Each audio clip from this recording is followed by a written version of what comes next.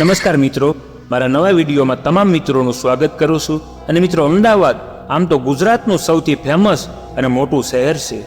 સાબરમતી નદીના કિનારે વસેલા આ શહેરને એક જમાનામાં કર્ણાવતીના નામથી ઓળખવામાં આવતું હતું। અમદાવાદની ગણતરી ભારતના વિકસિત શહેરોમાં થાય છે।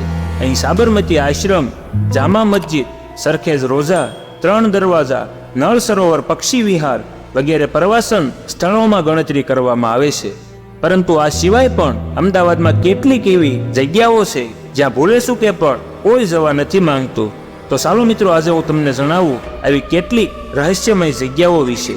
તો મિત્રો, સિગ્નેચર ફાર્મ એક એવી જગ્યા છે કે જે જગ્યા પર એવા જ લોકો આવે છે કે જે કઠણ કાળજાના હોય છે। સ્થાનિક લોકોનું કહેવું છે કે અહીંયા અજીબ ઘટનાઓ ઘટે છે। આ સ્થળ સામાન્ય રીતે અસામાન્ય ઘટનાઓને લઈને વધુ ચર્ચામાં રહે છે। અને આ જગ્યા ત્યારે વધુ પ્રખ્યાત બની કે જ્યારે ત્યાં કેટલાક યુવાનોનું એક ગ્રુપ સાંજે ફરવા માટે આવ્યું હતું। અને એવું કહેવાય છે કે અહીંયા કોઈ અદૃશ્ય શક્તિએ તેમને પોતાનો ભોગ બનાવી લીધા હતા।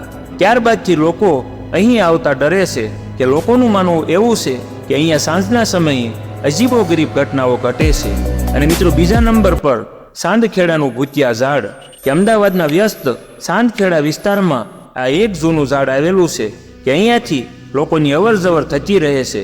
અને એવું કહેવાય છે કે આ ઝાડ પર ભૂતોનો સાયો છે અને જો કોઈ રાતના સમયે તેની આજુબાજુ ફરકે તો આત્માઓ તે વ્યક્તિને સપનામાં આવવા લાગે છે અને આવી જ રીતે માણસ પાગલ થઈ જાય છે।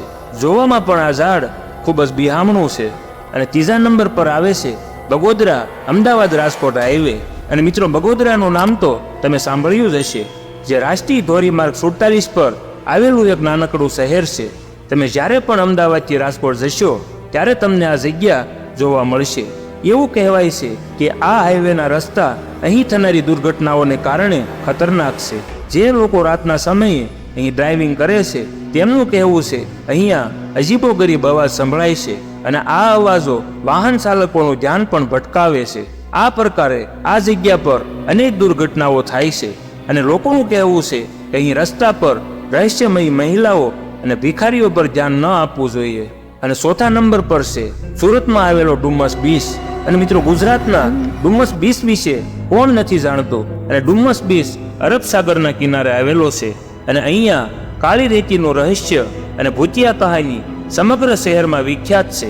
એવું માનવામાં આવે છે કે દરિયા કિનારે એક હિન્દુ શમશાન ઘાટ હતું અને એ જગ્યા પર ભૂતિયા આત્માઓ ભટકતી રહે છે અને સાંજ પડવાની સાથે જ ત્યાં જવાની કોઈ હિંમત નથી કરતું। અને એવું પણ કહેવાય છે જે પણ વ્યક્તિ આ બીચ ઉપર સાંજ પછી આવે છે તે ગાયબ થઈ જાય છે। અને મિત્રો, 5મા નંબર પર આવે છે અવધ મહેલ। તો મિત્રો, ગુજરાતના રાજકોટ શહેરમાં આવેલું આ અવધ મહેલ પ્રાચીન અને એક મોટો મહેલ છે।